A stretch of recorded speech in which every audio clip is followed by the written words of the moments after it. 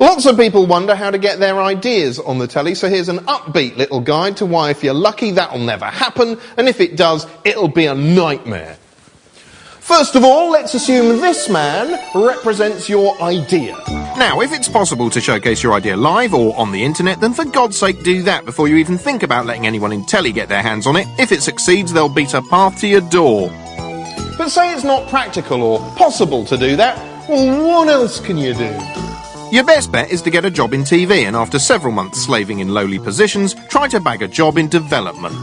Of course, the company you're working for has to make money to survive, so rather than creating anything worthwhile, you'll be working up an endless stream of shit ideas they hope will be an easy sell. Eventually, you throw caution to the wind and introduce your idea to your fellow creatives, and against the odds, they love it! Having boiled your idea down to a capsule description a child could understand, you approach your first port of call. You outline your idea to a commissioning editor, and stone the crows he likes it. Well, sort of, because he also suggests a few changes. But they seem reasonable enough, so you incorporate them as best you can, then sit back and wait for a response. And you wait and you wait and you wait, and eventually you're told the commissioning editor has left, and his replacement reckons this whole cowboy hat thing renders the entire idea useless.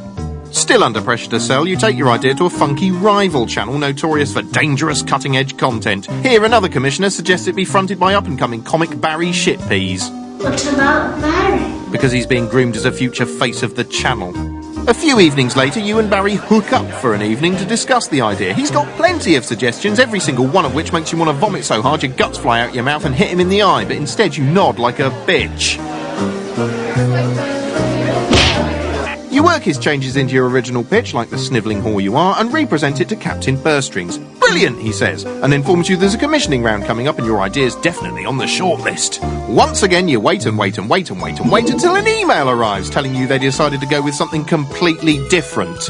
By now, months have passed and your original idea's looking a bit stale, so in a pathetic bid to spruce it up, you work in some stupid fad you read about in a magazine that afternoon and take it to yet another channel, this time a major commercial hitter.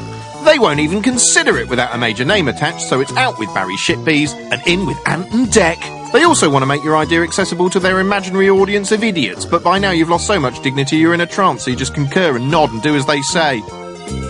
That evening you have a nightmare in which you crouch in an alley giving blowjobs for pennies while the theme from This Is Your Life plays in the background.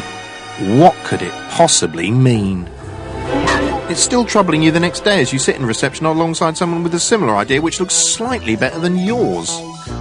Finally, you're told, sorry, they've spent their budget for this round, there's no more slots, and they're trying to go up market, and your idea's just a bit too dumb. By now, your job's on the line, the execs are screaming at you, and you don't give a f*** anymore about anyone or anything. So you call on some obscure satellite channel you've never even heard of and try and flog it to them.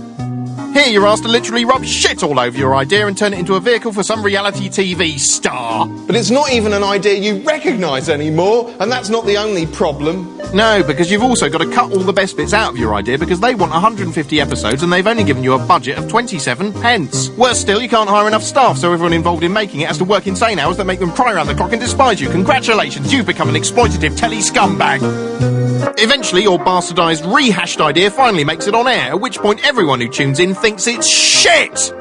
Oh, don't believe it. Get off that fucking telly! Don't fucking waste my money! Inevitably, the ratings crash through the floor, and then to cap it all, some smug dough-faced Lawrence Fishburne lookalike on BBC 4 rips it apart using selective footage and witlessly puerile so-called criticism.